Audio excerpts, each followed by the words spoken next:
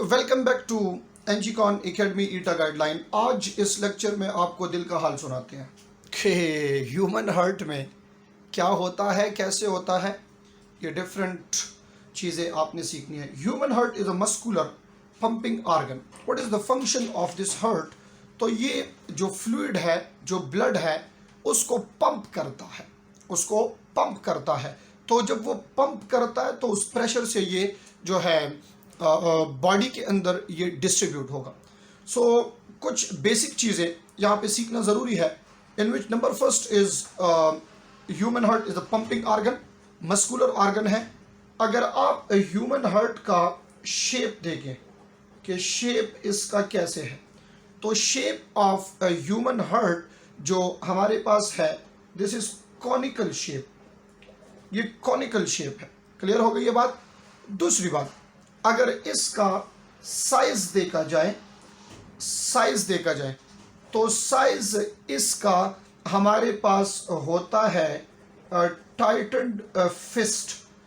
टाइटन्ड fist क्या है आपको पता है? बंद मुट्ठी जितना। ठीक है, इसका जो साइज है वो क्या होगा? बंद मुट्ठी जितना साइज होगा।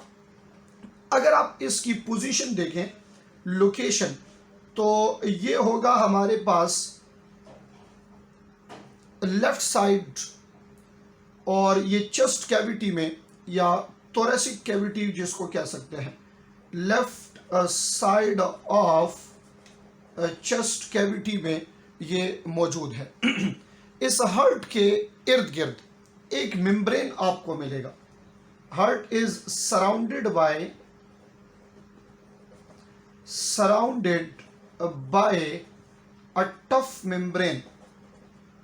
और तीन चीज़ें इस मेम्ब्रेन के बारे में सीखना ज़रूरी है। पहले तो इस मेम्ब्रेन को कहते क्या है? So this membrane is called pericardium. Pericardium heart के इर्द गिर्द। दूसरी बात, ये सिंगल मेम्ब्रेन है या डबल मेम्ब्रेन है? So pericardium is actually a double membrane. Pericardium ये डबल मेम्ब्रेन है। तीसरी बात, क्या ये मेम्ब्रेन एक दूसरे के साथ अटैच है या इनके दरमियान में स्पेस है? So these membrane are slightly apart from each other. Apart from each other what does it mean? इसके दरमियान में स्पेस होगा, और ये जो स्पेस है इसको कहा जाता है पेरिकार्डियम कैविटी। Pericardium cavity. और ये जो पेरिकार्डियम कैविटी है, this pericardium cavity is fluid filled cavity, and this fluid is called pericardium fluid। Clear हो गई ये बात? ये इस सीक्वेंस से आप इन चीजों को याद करें। Now what is the function of this pericardium and what is the function of pericardium fluid? ये फ्लूइड जो है ये इसको प्रोटेक्ट करता है। किस चीज से? Protect from mechanical shock. Protect from mechanical shock. और ये जो मेम्ब्रेन है हमारे पास, ये इसको प्रोटेक्ट करता है फ्रॉम ओवर एक्सपेंशन। इससे ये इसको प्रोटेक्ट करता है। क्लियर हो गई ये बात? This is very important. अब आ जाए जरा स्ट्रक्चर की तरफ, और इसके स्ट्रक्चर में आपने जो चीज़ें सीखनी है वो इम्पॉर्टेंट है। गौर से देखिए मेरी तरफ। स्ट्रक्चर ऑफ ह्यूमन हार्ट में आपने क्या सीखना है? स्ट्रक्चर में आपको 4 चैम्बर्स मिलेंगे। अब गौर से देखिए ज़रा। ओवरऑल 4 चैम्बर्स हैं। 2 इसमें ऑरिकल्स हैं और 2 आपको मिलेंगे इसमें वेंट्रिकल्स। अब इन दोनों में डिफरेंस भी करना है, दोनों का कनेक्शन भी देखना है। ये ऑरिकल जो है ये स्मॉल है एज कंपेयर टू वेंट्रिकल। तो ऑरिकल स्मॉल और वेंट्रिकल क्या होंगे? ये लार्ज होंगे। ये चारों के चार जो है ये स्पेशलाइज्ड ऐसे मसल से बने हैं कि ये 24 आवर वर्किंग में होते हैं। डे एंड नाइट ये वर्किंग में होते हैं। कंट्रैक्शन और रिलैक्सेशन जारी होती है इसकी। ठीक है, ये आर्टिकल जो हमारे पास है ये अपर चैम्बर ऑफ द हार्ट है, अपर पार्ट है, और वेंट्रिकल जो है ये क्या है, ये lower part of the heart है। क्लियर? दो आरिकल्स के दरमियान गौर से सुने, दो आरिकल्स के दरमियान जो वाल होगा इसको कहा जाता है inter auricle septum. Inter auricle septum. फिर दो वेंट्रिकल के दरमियान होगा inter ventricular septum. Inter auricle septum and inter ventricular septum. अब चार चीजें आपको याद होनी चाहिए। दो आरिकल के दरमियान इंटर आरिकल, दो वेंट्रिकल के दरमियान इंटर वेंट्रिकुलर सेप्टम। बट अब आरिकल और वेंट्रिकल के दरमियान क्या होगा, तो वो फिर लेफ्ट और राइट के लिए अलग अलग होता है। राइट आरिकल जो है वो राइट वेंट्रिकल के साथ इसकी जब कम्युनिकेशन होती है तो ये ट्राइकास्पिड वॉल होगा। गौर से देखें, there is a wall between right auricle and right ventricle. Right auricle और राइट वेंट्रिकल, इसके दरमियान जो वॉल होगा ये होगा tricuspid. Why this is called tricuspid? तीन फ्लैप्स होते हैं। इस तरह जब आप लेफ्ट वेंट्रिकल, लेफ्ट आरिकल और लेफ्ट वेंट्रिकल इसके दरमियान वॉल देखेंगे तो ये जो वॉल होगा ये होगा bicuspid. Y this is called bicuspid? Because इस पे दो फ्लिप्स होते हैं। तो ये चार चीजें आपको याद होनी चाहिए, inter auricle, inter ventricle. Auricle और वेंट्रिकल जो राइट है इसमें ट्राइकास्पिड और जो लेफ्ट है इसमें क्या होगा, इसमें बाइकास्पिड वॉल मौजूद होगा। Now look at the structure of heart. और इनसाइड द हार्ट ये फ्लो या ओवरऑल बॉडी में हमारे पास फ्लो ऑफ ब्लड ये कैसे होगा, तो हमने इसको क्लियर करना है। Blood flow in human body, और इसका ये सीक्वेंस आपने एमसीक्यूज के लिए याद करना होगा। Blood flow in human body, इसके सीक्वेंस को आपने एमसीक्यूज के लिए याद करना होगा। मैं ज़रा इसको फिक्स कर लूँ तो फिर इसको आगे लेके चलते हैं। थोड़ा सा ये नीचे आ गया है, हाँ अब ठीक है।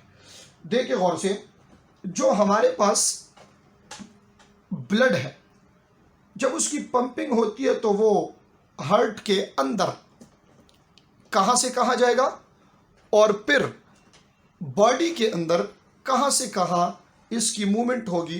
तो इसके लिए हम एक सब टॉपिक बना लेते हैं जिसमें लिखेंगे blood flow in human body. गौर से देखें, और मैं ब्लड प्रेशर की के टॉपिक की कुछ चीज़ें भी वो यहीं पे करा रहा हूँ ताकि आपको ये पता हो और आपको ऑक्सीजनेटेड डीऑक्सीजनेटेड कहाँ पे ब्लड प्रेशर कितना, इन चीज़ों को क्लियर करना होगा।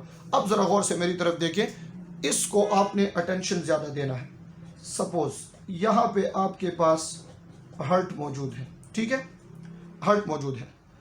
हार्ट में जब ब्लड आता है, हार्ट में जब ब्लड आता है, कहाँ से आता है, कौन इसको लेके आता है, और वो ब्लड ऑक्सीजनेटेड है या डीऑक्सीजनेटेड। आप गौर से देखें, टूवर्ड द हार्ट दो जगहों से ब्लड आ रहा है। ये जब जिस तरह मैं इसको ड्रा कर रहा हूँ इससे आपको समझ आ जाएगी आसानी से। देखें, एक मैं ऊपर से लेके आ रहा हूँ, दूसरा नीचे से, दोनों तरफ से हार्ट में ब्लड आ रहा है और दोनों मैंने क्या ड्रा किए हैं, blue colour. It means that deoxygenated blood आ रहा है हार्ट के अंदर। तो ये आता है वेना केवा के through. Vena cava, superior vena cava और इंफीरियर वेना केवा, दोनों से डीऑक्सीजनेटेड ब्लड आ रहा है हार्ट के अंदर। अब हार्ट के अंदर ये डीऑक्सीजनेटेड ब्लड सबसे पहले ये कहाँ पे आता है, गौर से देखिए। हार्ट के अंदर ये ब्लड आता है असल में राइट आरिकल में।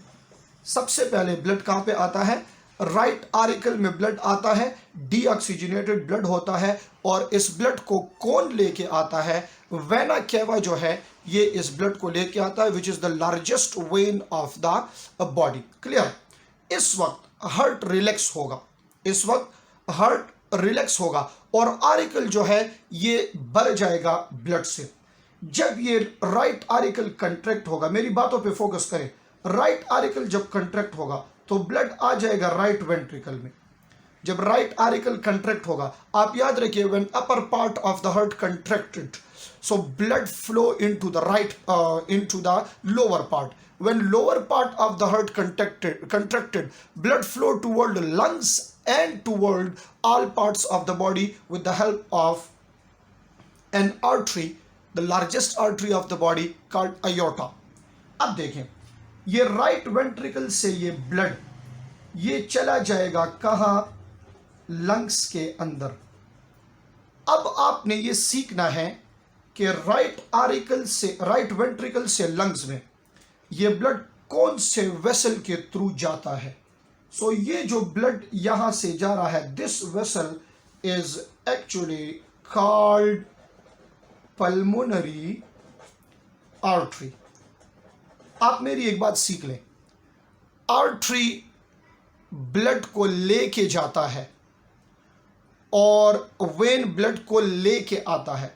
इस तरह याद करें, artery away from heart blood लेके जाएगा, when toward the heart blood लेके आएगा। अब चाहे वो ब्लड ऑक्सीजनेटेड है या डीऑक्सीजनेटेड, ये अलग बात है। और एक सेंटेंस ये याद करें, बहुत जरूरी है कि ऑल आर्टरीज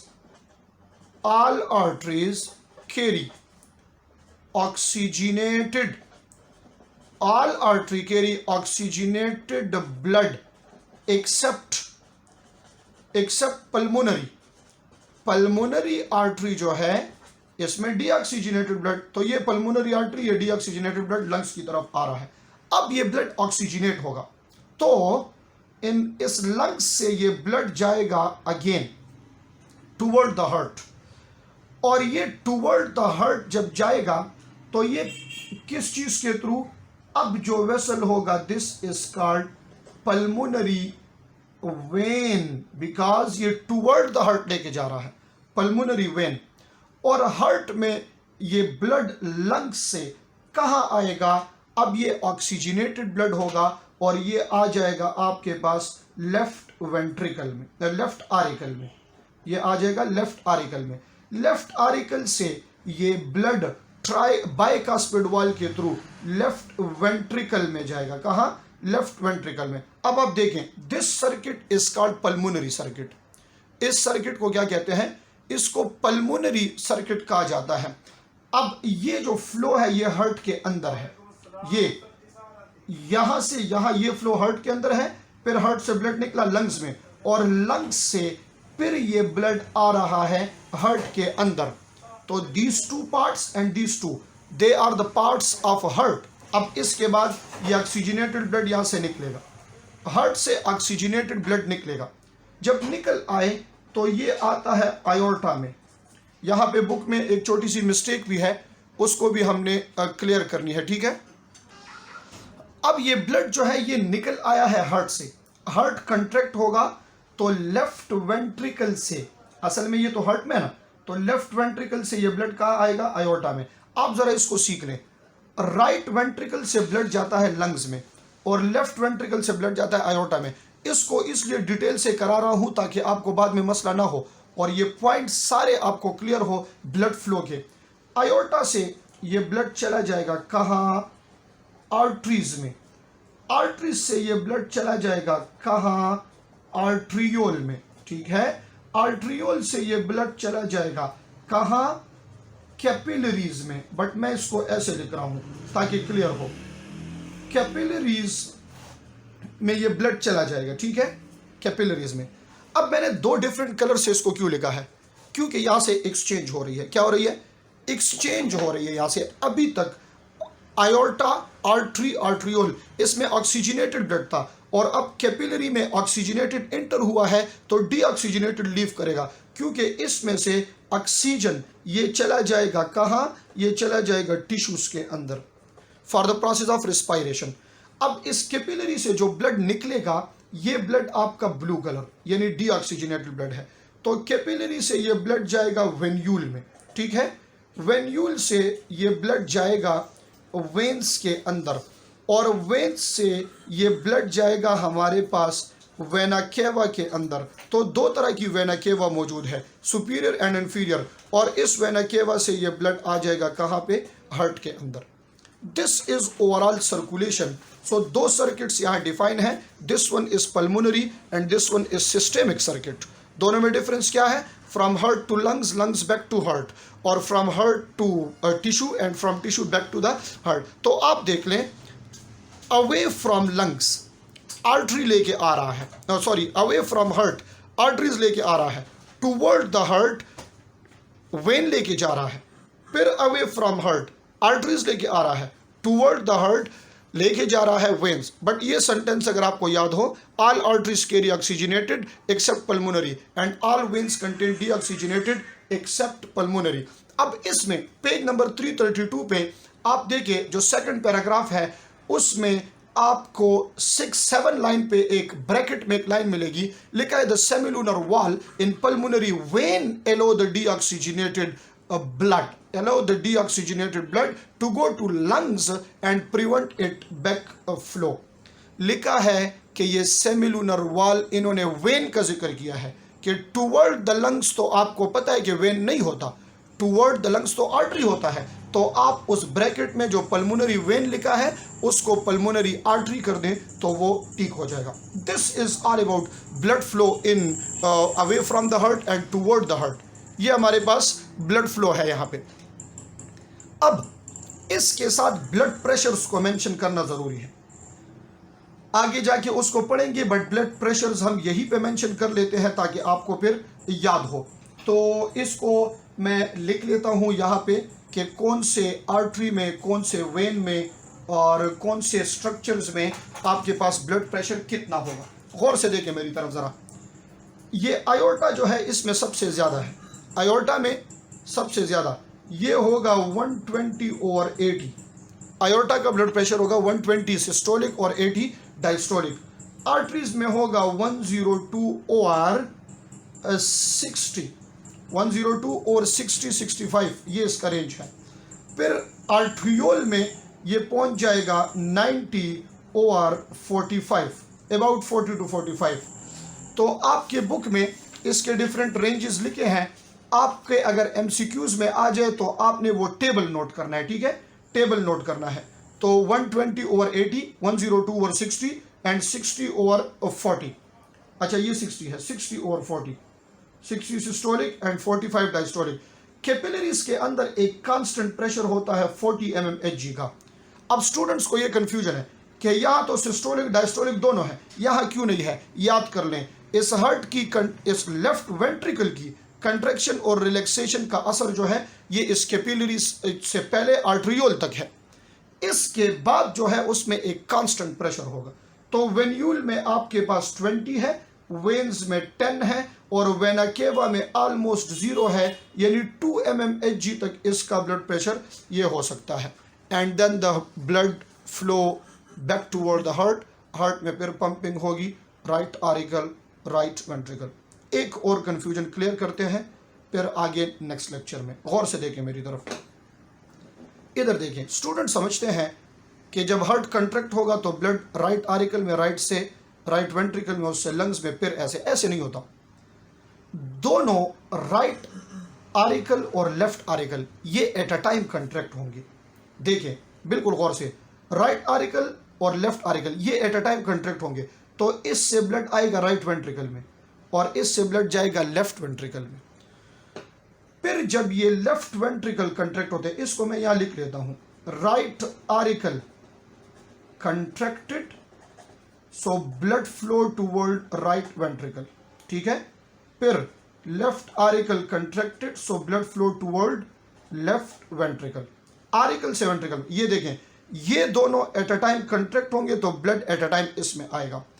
अब जब राइट आरिकल की कंट्रैक्शन होगी, राइट वेंट्रिकल की कंट्रैक्शन होगी तो ब्लड जाएगा लंग्स में, और लेफ्ट वेंट्रिकल की जब कंट्रैक्शन होगी तो ब्लड जाएगा किस चीज में, आयोर्टा में, ठीक है। इसको आप ऐसे याद करें, right and left auricle contracted at a time, blood flow toward right ventricle and left ventricle, then these two contracted at a time, तो blood flow toward lungs and then aorta. Left ventricle इसके लिए आप ये लिख लें, MCQs के लिए important point है that this is the most powerful chamber of heart का सबसे पावरफुल चैम्बर जो है ये क्या है, लेफ्ट वेंट्रिकल है।